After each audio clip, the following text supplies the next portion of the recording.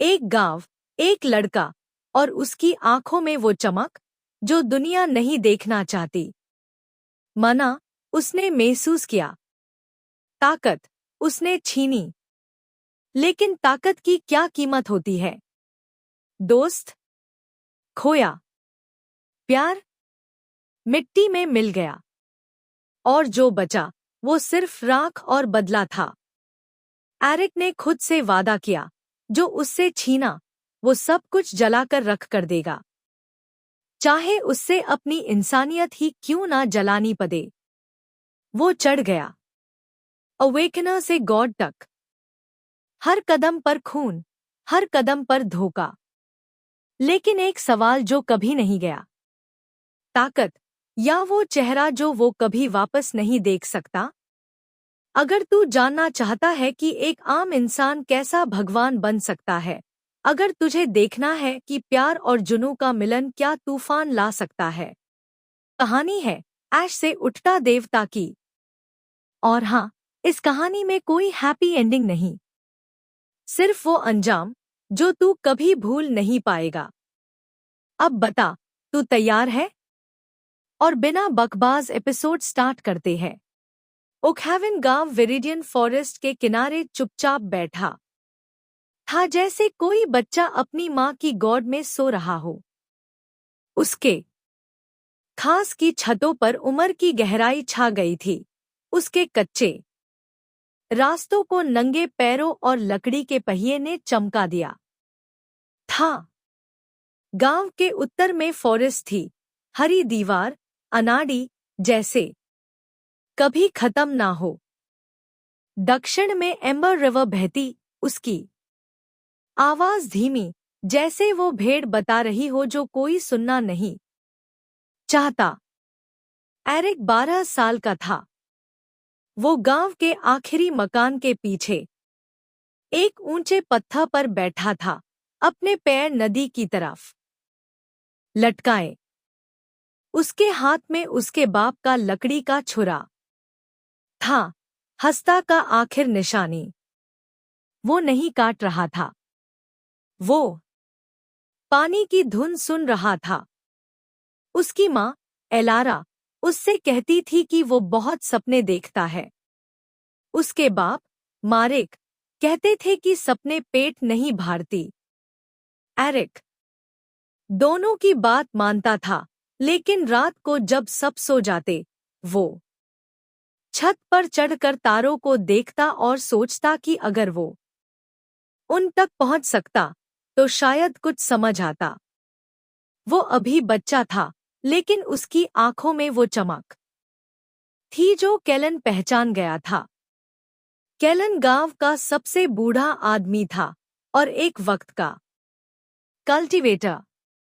अब वो लंगड़ा था, उसका बायां हाथ कांपता था और उसकी आंखों में वो आग नहीं थी जो कभी थी।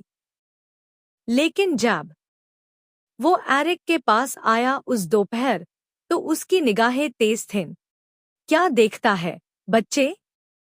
एरिक ने उसकी ओरे देखा बिना कहा, वो पानी। वो रोज कहता है कि वो कहीं जा रहा है। कैलन ने धीरे से अपने आप को पत्थर पर गिराया, सांस फूल रही थी। नदी कभी नहीं जाती, वो बस बहती है। वो फर्क है जाने और बहने में। जाने वाला वापस आता है या नहीं? बहती हुई कभी नहीं आती, लेकिन कभी जाती भी नहीं। कैलन ने एरिक के हाथ में रखा छुरा देखा। तेरा बाप जानता है तू यहां बैठा रहता है? वो जंगल में है।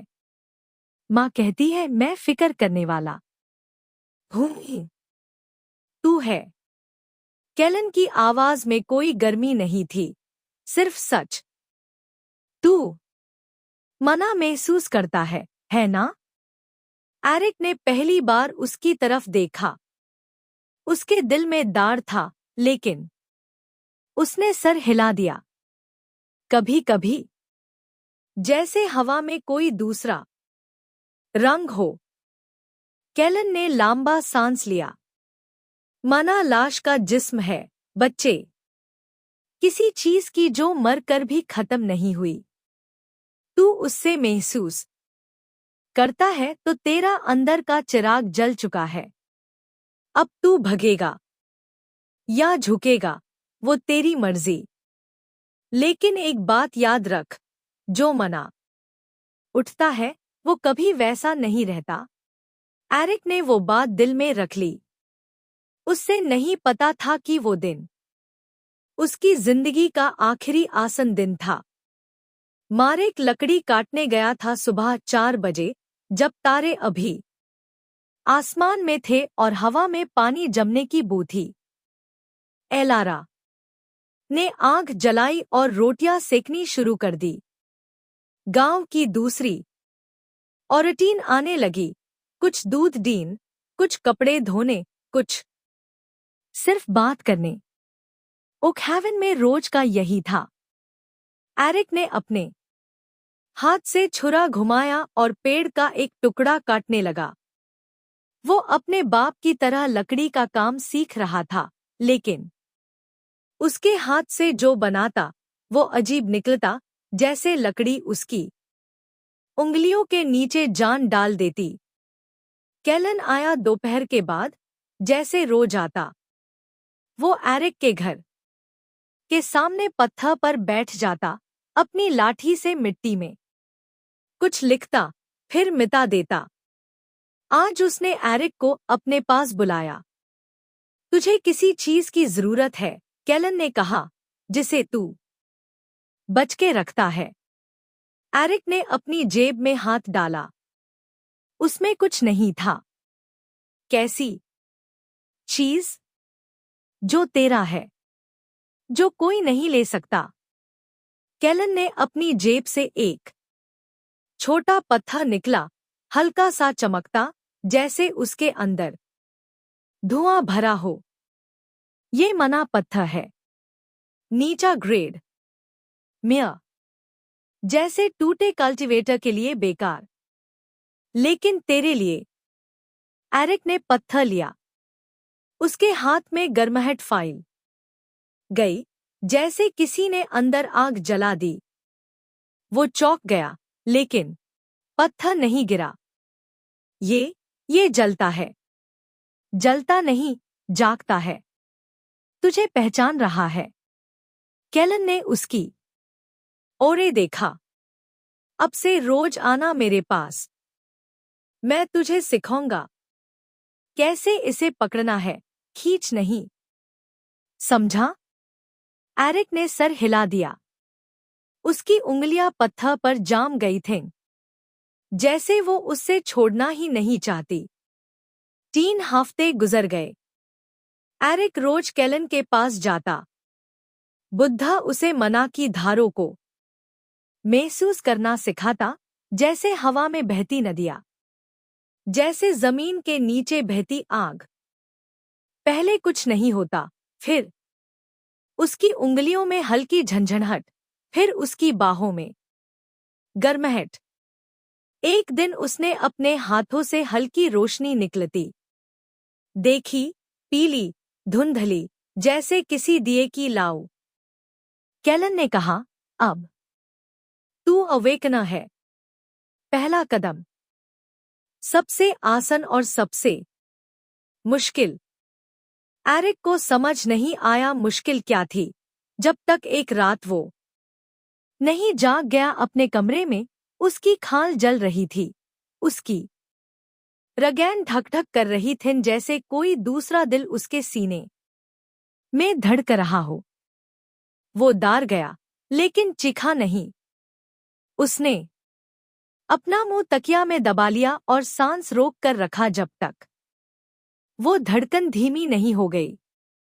सुबह कैलन ने उसकी आंखें देखी तो बस बोला, अब तू जानता है क्या कि मना तुझे खाएगा अगर तू नहीं संभलेगा। कैलन ने अपना जल चुका हाथ दिखाया। मैंने एक बार तेज खींचा। दिन मेरा हाथ हमेशा के लिए जल गया। मेरा रास्ता बंद। तेरा अभी खुला है। लेकिन खुला रास्ता मतलब सब उस पे चल सकते हैं।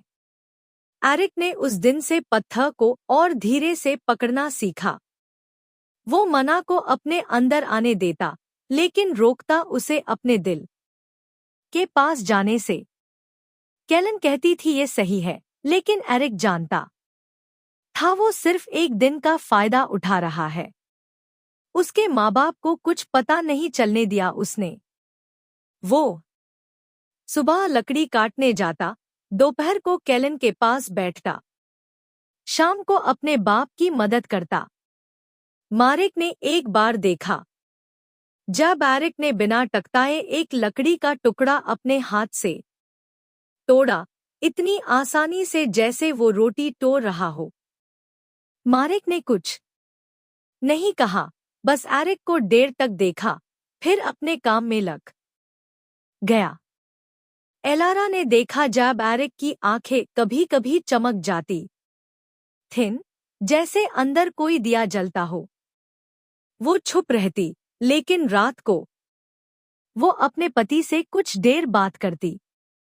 एरिक दूर से उनकी बातें सुन सकता था। मना की वजह से अब उसकी सुनाई पहले से कहीं ज्यादा दे जाती थी। वो जानता था उसकी माँ रो रही है, लेकिन वो नहीं जानता था क्यों। एक दिन गांव में हहका मचा। टैक्स कलेक्टर आने वाला था, सूबेदार की तरफ से, जो इन इलाकों का मालिक था। गांव वाले डर गए। पिछली बार जब वो आया था, उसने आधे गांव का सामान ले लिया था और 2 आदमियों को अपने साथ ले गया था, जो कभी वापस नहीं आए। मारेक ने अपने हाथ से लकड़ी का छुरा पकड़ा और एलारा से कहा, जो मांगे दे देंगे। जान बची तो घर बचेगा। एरिक ने उस रात केलन से पूछा, अगर वो ज्यादा मांगे तो? केलन ने आग में लकड़ी डाली। तो दे देंगे या लेंगे? हम कमजोर है एरिक। ताकत वाले मांगते हैं, हम देते हैं। यहाँ का यही दस्तूर है। लेकिन अगर मैं, तू अभी बच्चा है, कल्टीवेशन में साल लगते हैं, अभी तेरा बस नहीं। केलन ने उसकी ओरे देखा, उसकी आंखों में पहली बार कुछ और था, शायद डर, शायद उम्मीद। लेकिन एक दिन तेरा बस होगा, तब तू ये सवाल दोबारा पूछना। टैक्स कलेक्टर आया अगले हफ्ते, सुबह होने से पहले। उसके साथ 20 सिपाही थे, सबके हाथ में तलवारें। गांव वाले चौक में इकट्ठा हुए। एरिक अपने बाप के पास खड़ा था। उसकी मुट्ठी बंद थी, लेकिन वो कुछ नहीं कर सकता था। कलेक्टर ने चिट्ठा पढ़ा। 5 सिल्वर मार्क्स हर परिवार से। मारेक ने कहा, इतना नहीं है। कलेक्टर मुस्कुराया। तो सूबेदार तुमसे प्यार करते हैं। वो माल लेंगे। तुम्हारी जमीन, तुम्हारे जानवर, तुम्हारा घर या तुम्हारा लौंडा काम करने को खानों में। एरिक की मुट्ठी और जकड़ी। उसने अपने अंदर मना को महसूस किया। वो धड़कन जो अब कभी कभी आती थी, अब तेज हो गई, जैसे कोई चीज उसके अंदर से बाहर आना चाहती हो। लेकिन केलन ने आगे बढ़कर उससे रोक लिया। बुद्धा कलेक्टर के सामने खड़ा हुआ, लंगड़ा, कमजोर, लेकिन उसकी आंखें वैसी हाई थिन जैसे कभी थिन जब वो जवान था। उसने अपनी झोली से एक थैली निकालकर कलेक्टर के पांव में डाल दी। थैली खुली। उसमें 10 गोल्ड सिक्का थे। कलेक्टर की आंखें फट गई। गांव में सन्नाटा छा गया। केलन बोला, ये साल भर का टैक्स। अब जाओ। कलेक्टर ने थैली उठाई, एरिक को देखा, फिर केलन को। कहा से आया इतना सोना, बूढ़े? मेरे जवान होने से बचा है, अब खत्म हो गया। जाओ, नहीं तो मैं बता दूंगा सूबेदार को तुमने ये सिक्का कैसे खाए। कलेक्टर का चेहरा बदला, लेकिन वो मुड़ गया। अगली बार ऐसा नहीं होगा। जब वो चले गए, गांव वेल कैलन के आसपास इकट्ठा हुए, लेकिन बुद्धा कुछ नहीं बोला। वो अपनी झोंपड़ी की ओर चल दिया, एरिक उसके पीछे। कैलन ने अंदर जाते हाय एरिक से कहा, वो गोल्ड मैं तेरे लिए बच के रखा था, अब तेरी शुरुआत है। तू कल सुबह निकल जाएगा। एरिक का दिल डूब गया। मैं नहीं जा सकता। जाएगा, क्योंकि अगर तू यहां रहा तो वो कलेक्टर वापस आएगा और टैब मैं नहीं बचा पाऊंगा तुझे। तेरा परिवार नहीं बचेगा। कैलन ने एरिक का हाथ पकड़ा, उसका जल चुका हाथ, लेकिन मजबूत। तू जा, सीख और वापस आ। इतना ताकतवर के कोई तुम्हें हाथ नहीं लगा सके। यही मेरा आखिरी उपहार है तुझे। एरिक उस रात सोया नहीं। वो अपने कमरे में बैठा रहा, अपनी माँ की आवाज सुनता रहा। वो जिए रही थी, वो पुराने गीत जो वो कभी गाती थी जब एरिक छोटा था। उसके बाप की खराश आवाज थी, कुछ कह रहा था, लेकिन शब्द नहीं आ रहे थे। सुबह होने से पहले कैलन उसके दरवाजे पर आया।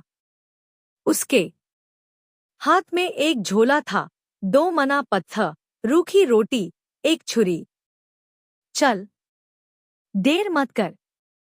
एरिक ने अपनी माँ के कमरे की तरफ देखा। दरवाजा बंद था। उसने सोचा वो अंदर जाके अलविदा कहे, लेकिन कैलन ने हाथ पकड़ लिया। मैट, अगर गया तो वापस नहीं आएगा, और तुझे आना है।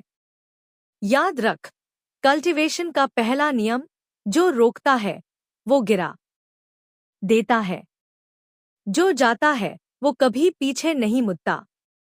एरिक ने झोला लिया। वो मुड़ के फॉरेस्ट की ओर चल पड़ा। उसने एक बार पीछे मुड़ के देखा। गांव की धुंधली रोशनी, उसके घर का चिमटा, जहां से अभी भी धुआं उड़ रहा था। उसने सोचा वो अलविदा कहे, लेकिन आवाज नहीं निकली।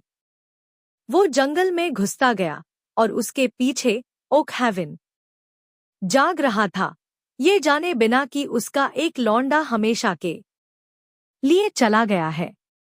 होमीज, आप लोग यहाँ तक देखे हैं तो होमीज आप hype and subscribe bell icon press कर दीजिए, क्योंकि आपको जल्द से जल्द न्यू एपिसोड मिल जाएगा।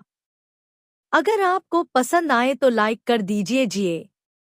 Thank you.